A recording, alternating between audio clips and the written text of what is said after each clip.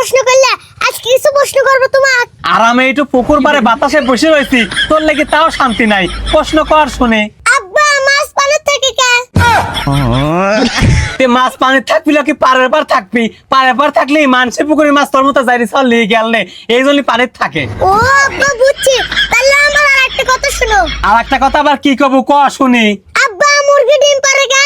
তে মুরগি ডিম না পারলে তুই স্কুলে যাওয়ার সময় নাস্তা কি দিলে যাবো? আব্বা আমার আর একটা কথা, রাত্রির চাঁদ ওঠে কে? তোকে আর কি কব বেটা রে, দিনের বেলা চাঁদ উঠলি পারে সূর্যের সাথে ঝলকা লাগবি তাই। আব্বা ও কথা বাদ দাও, আমার আর একটা কথা আছে, গরু ঘাস খায় কে? তে গরু ঘাস খাবি না বিরিয়ানি খাবি?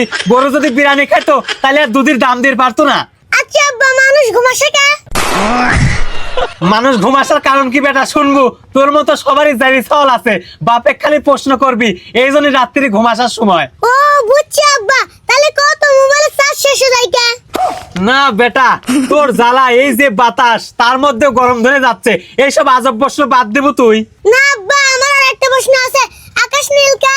আকাশের পছন্দের কালার নীল, এই জন্য আকাশ নীল। তোর মায়ের মতন কি গোলাপি কালার পছন্দ নাকি? আব্বা তোমার মনে হয় আজ রাতের ভাত তোমার কপালে জোটে না?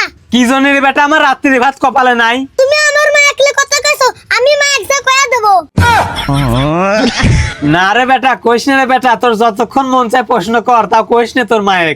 না আমি মা কয়াই দেব। না রে বেটা কইস না রে বেটা, কইস না। না আমি কয়াই দেব।